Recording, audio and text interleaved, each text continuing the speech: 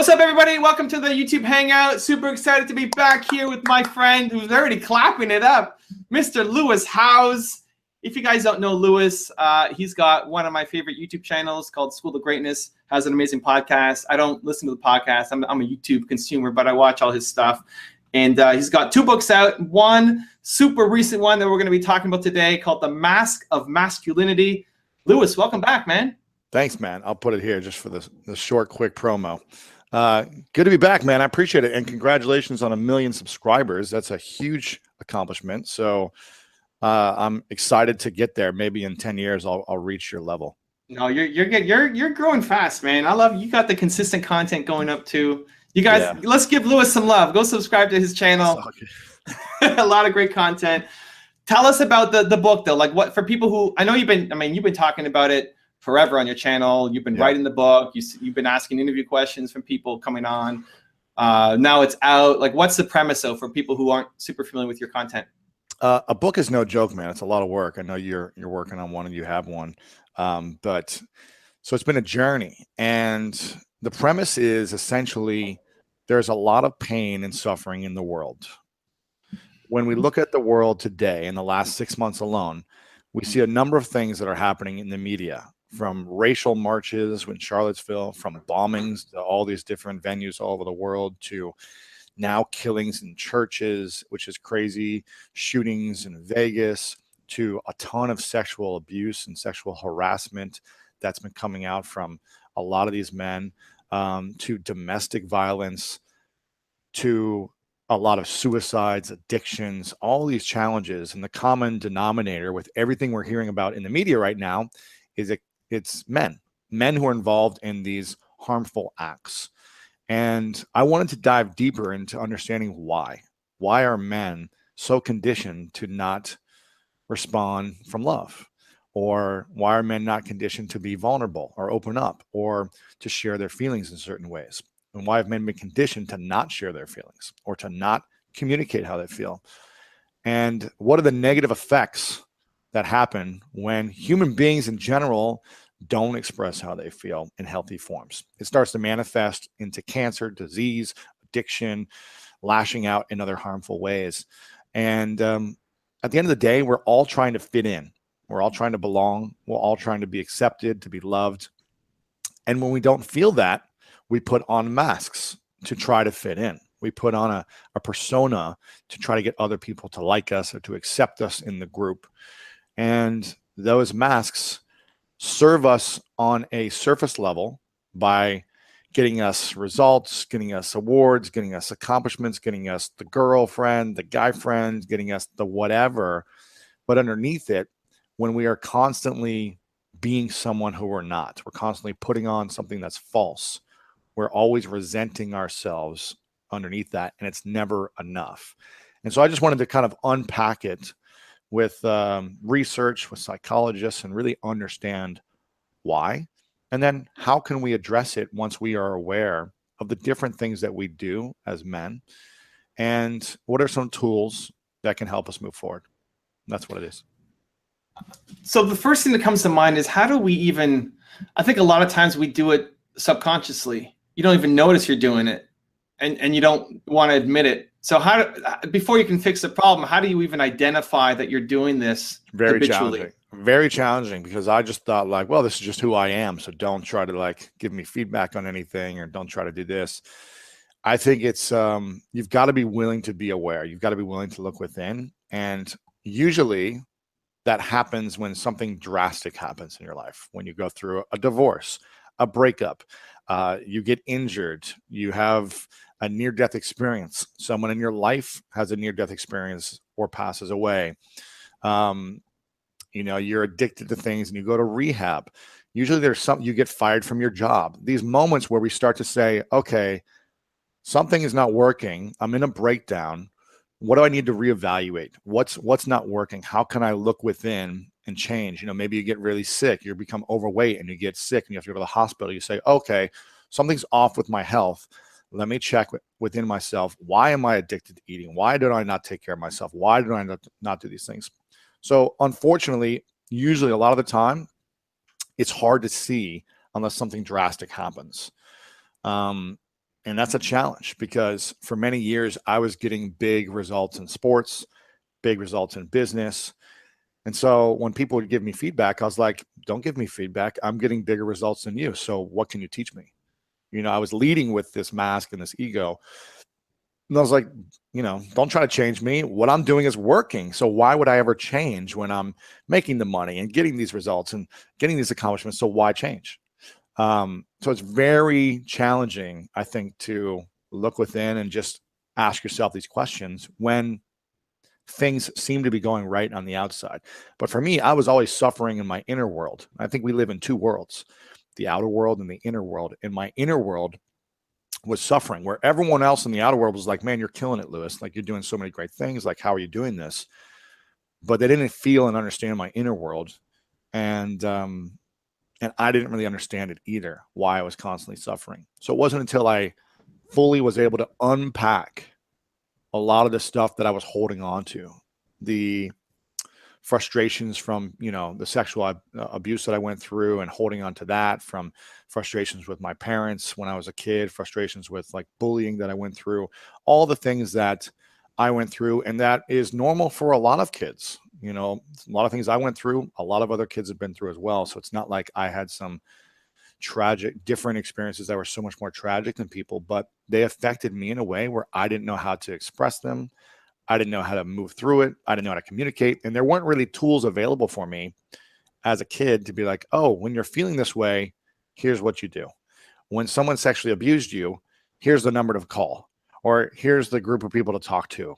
You don't know what to do at 5, 7, 10, 13. You're just trying to fit in. You're just trying to like have a few friends like you and not get rejected by the girl that you like and whatever, and make the sports team. And so that conditioning over years and years. And then as men in society in general, I don't want to say all men, but in general, my experience, it's not acceptable to express how you feel, especially in sports growing up in America. If I was ever sensitive or showed a vulnerability or pain in any way, a coach, a teammate would be like, don't be a little girl. Don't be this. Don't be that. Don't be a wuss. Toughen up. Let's go. Be a man. Don't show weakness. And so when you are rewarded for playing through the pain and great job, way to be tough and not like show emotion. And when you are not rewarded for opening up and being vulnerable and expressing yourself, then you start to put on those masks and say, okay, well, again, I want to fit in. I want to be accepted. So I want people to like me and I want to do the things that are get me the rewards. So what led to that shift for you? Like, why now?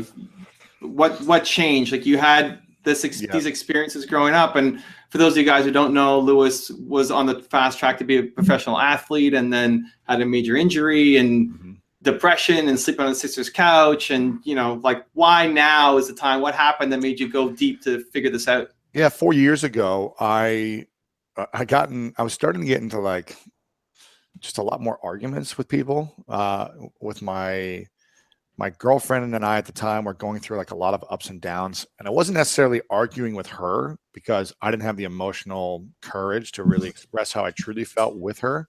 So I just kind of let her take advantage of me or just like say what she wanted. And I was just like, okay, I'll do whatever you need.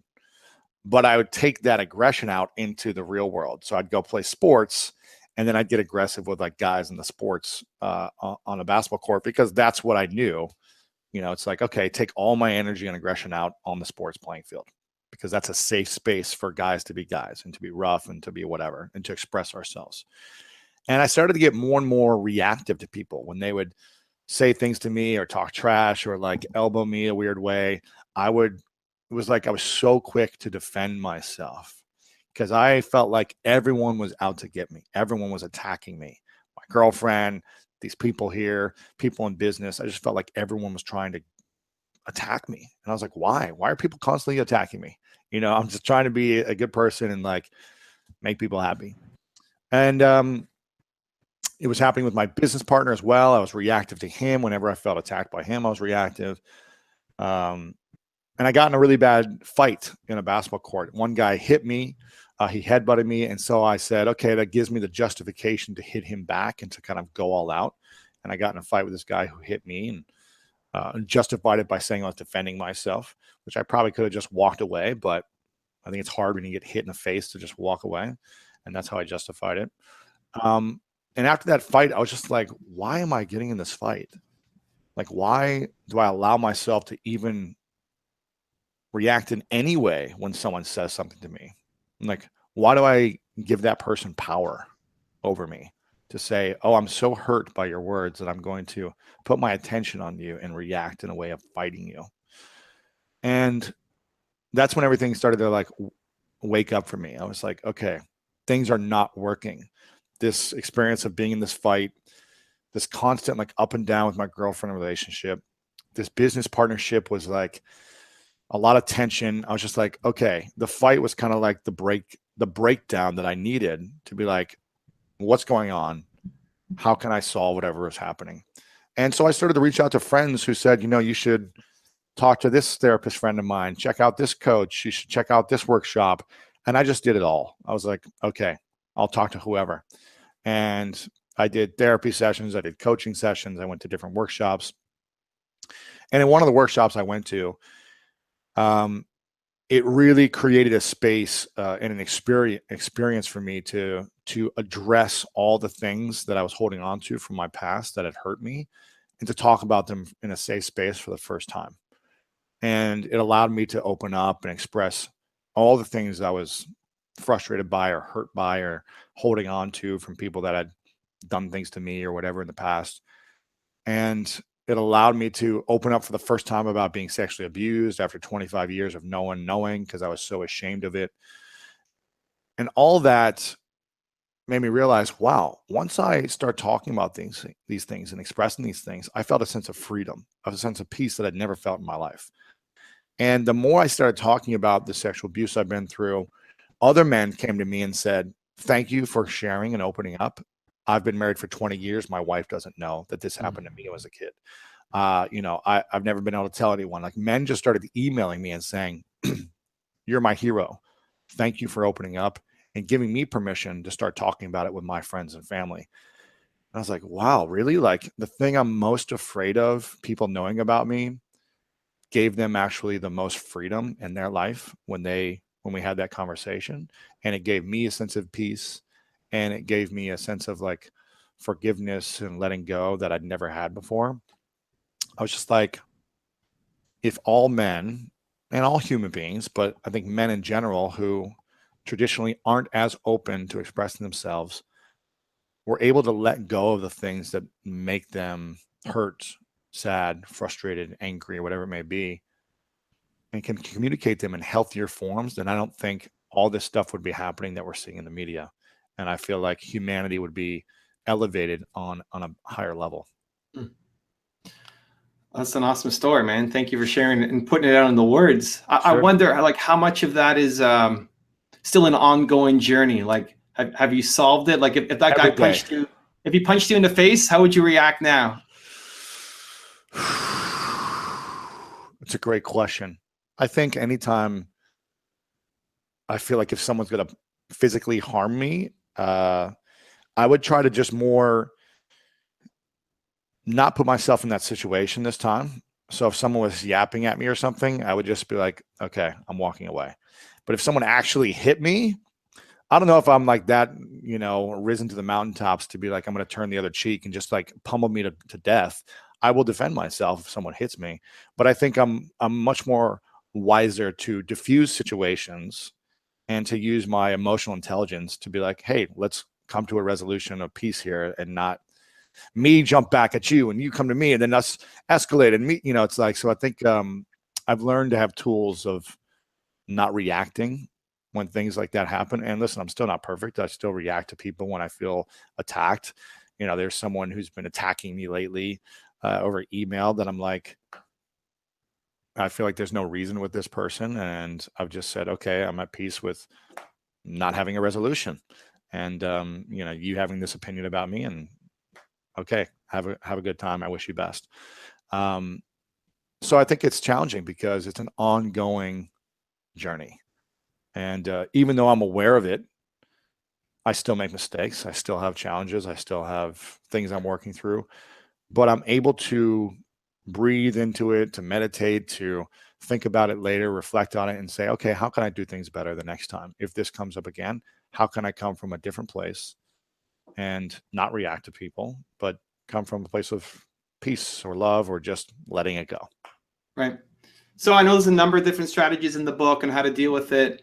What do you think has been either the most effective for you or just the most widely resonated with the audience as here's a good strategy for the next guy who's yapping at you on the basketball field or like court or like giving you those emails? Well, here's the thing. I think the best strategy is before anything happens to practice in the beginning of the day, running through different events that could happen that day. So and I'm sure you've seen a lot of people that you've done your videos with on YouTube about the power of visualization and mindset. I'm sure there's a lot of the videos you have are about that, or people talking about that. I am all for the power of visualizing what you want and manifesting what you want. But I also learned this from sports, to visualize when everything goes wrong, how do you respond?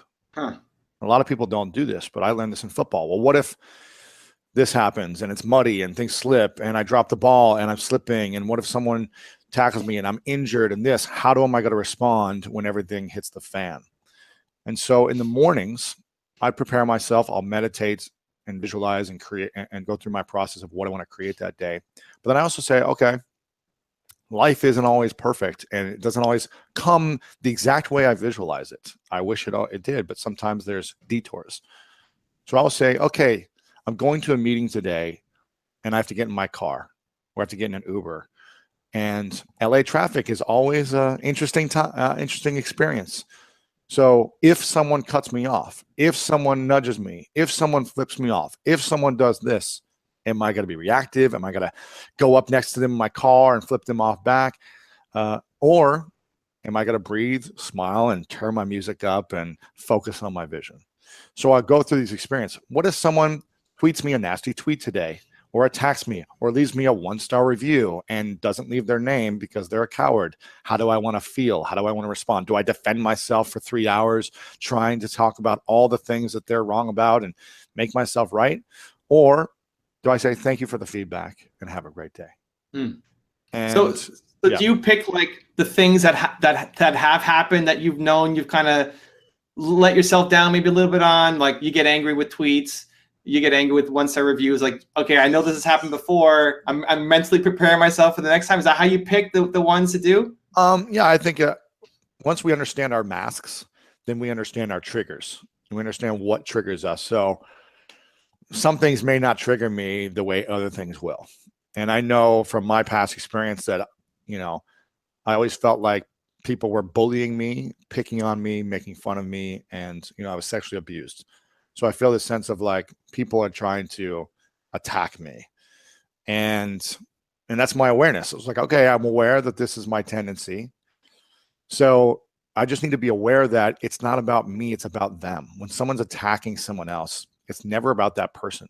It's always about the person attacking, what they're in pain with, what they're afraid of, what they're not doing, things like that. So it's a deeper level of awareness that is hard sometimes when you're so conditioned to be a different way, to defend yourself.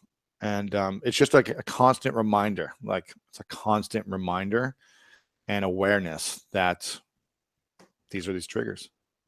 Yeah, that's interesting. So we have like a daily gratitude practice, and I'm wondering maybe adjusting it to also include like, where did I maybe let myself down and how can I I think, and at the end of the night, I do daily gratitude as well, as you know. And at the end of the night, I talk about 3 things I'm most grateful for with my girlfriend, and we go back and forth. And then personally, I say, where did I let myself down today? On a scale of 1 to 10, did I live up to the standards that I wanted to from these experiences? Or did I stoop down to a level that I know wasn't effective and is beneath me and whatever? So scale of 1 to 10, how did I show up today? And okay, I was a 6 today. I was a 3 today. Okay, what can I do tomorrow to be an 8, 9, or 10? And again, just being mindful every morning, every night, like just being mindful of how we show up. It's easier said than done when you feel like everything's against you and nothing's going right in your life and you're going through a breakup and you're struggling with something. It's like a lot easier said than done. But it's helpful. I like it. Well, I'm gonna test it tonight. We'll try the Lewis House. Let me know what you think. Let me know how it goes. We got a question from the live chat. Lily is writing, Lewis, what can educators and parents do to make young boys or men feel safe so they don't develop masks from a young age? It's a great question, because a lot of moms are telling me that they're reading this to understand their sons, of why they might be disconnected, why they don't look them in the eyes, why they're not sharing things. And I think constantly encouraging a safe space to talk with your son, to allow him to open up. Maybe he doesn't feel safe to open up in front of the whole family at the dinner table, and maybe he'll only feel safe to open up with you when it's in private.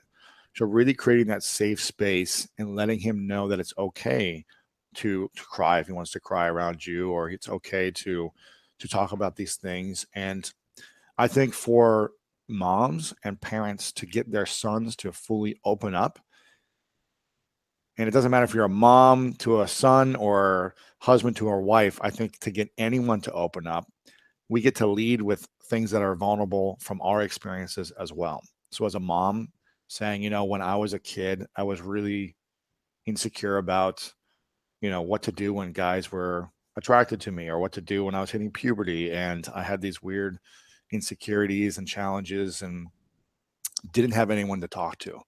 And I just want to let you know that I'm here to listen and have zero judgment and support you however I can as your mom. And if you don't feel comfortable with me, then you should talk to your dad or someone.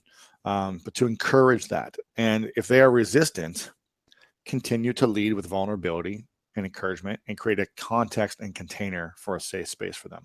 Because it may not happen in the first couple of times. It may take 6 months. And then one day they finally say, oh, you know what? I can trust my mom, and I'm going to open up. And when they need to, they'll come to you.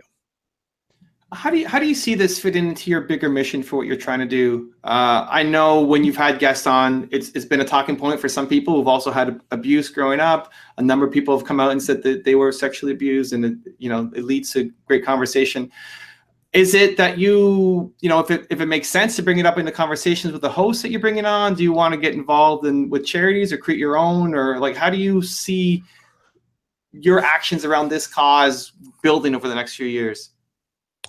I just want to bring awareness to it, because 1 in 6 men have been sexually abused, 1 in 4 women, that's been recorded. So it's a lot of people, and there's probably more. And I feel like it's just not talked about enough for those that have dealt with it. And there's a lot of shame and guilt and insecurity that leads to toxicity in other ways, addictions, poor communication in relationships, things like that. So I just want to be one voice of many voices that are talking about it, and be an example as a white male athlete guy talking about it, because there's not many in my stereotype and characteristics who are opening up. And I want to help the other men who could potentially relate to me to say, you know what, it's okay for me to talk about this with a therapist, or it's okay to talk about this with my best friend or my family. I'm not saying they need to open up and talk about it to everyone, but I know that there's a lot of pain in the world, and my mission is to help people live their best life, live their dreams, have good relationships, be healthy and fulfilled. And if we're suffering because of this one issue or any issue, then we just get to address it and be aware of it and try to improve. So for people watching, if they're one of the 6 or one of the 4, and they're listening to this, and maybe they pick up the book and they read it and they get they build up the courage to say something, what do you recommend is their first best step to have a conversation? What should they do? Find, if you're not comfortable talking to a friend or family member, find a therapist or a specialist who has confidentiality, so that whatever you say, or a priest or someone in the church or wherever you believe in, go to someone where there's confidentiality so you can talk about it. The second thing is, when I was finally going to tell my family members one by one, I had asked a lot of different people, like these therapists and coaches that I was talking to. I was like, I don't know how to do this. I'm terrified they're not going to accept me. I'm terrified they're going to judge me, whatever. I was just terrified.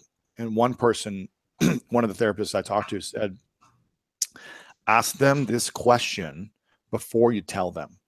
And the question was, is there anything I could ever say or do that could make you not love me? Hmm. Is there anything you could ever say or do that could make you not love me? And then based on their reaction and response, you can either say it afterwards or not. And all of my family members said, absolutely not. There's nothing that you could ever say or do that would make me not love you. So to hear them say that, I think that was my biggest fear. Like maybe they won't love me or accept me if they knew this about me, if they knew what these things happened to me. And once they said, no, there's nothing you can ever say or do that make us not love you, I said, okay, I feel safe to talk about it. And it was still scary, but the thing is, it brought us so much closer together, because when I opened up, then they opened up about other stuff that happened to them. Not sexual abuse, but just other things that they were going through emotionally or physically at the time. And I felt like it brought us closer. You know, when one person opens up in a vulnerable way, usually it tends to create an opening for the other person based on the context and container. It doesn't always happen. Sometimes people feel really uncomfortable, but that's why I think it's like setting it up first with that question is a powerful thing. I mean, I can relate to that. I didn't have any abuse growing up, but when I was going to get divorced with my first wife, I went and told my parents and was scared about that. And they opened up and told me about the problems they had in their relationship, which I never saw. It was always like perfect mom and dad. Didn't realize they had problems, right? So yeah, I can relate to that. I mean, what would you tell the person though who their parents may not be supportive and they know like they might get kicked out of the house or they might be disowned and like you're out of the family? Then what? Do it. Yeah, I think it's really challenging. I mean, this is like a lot of my gay friends talk to me about this. They're like, I knew that I needed to tell someone that I was gay or homosexual, but I was terrified because I knew how strict my parents are about this topic or the church or the religion or whatever. And so do I, just wear a mask my whole life and not let them know? Or do I live my truth and hope they still accept me, but maybe they'll kick me out of the house and like move me away from the family? I think that's just like, I don't know if there's a good answer. I don't know if I have the right answer for that because I think every situation is unique. And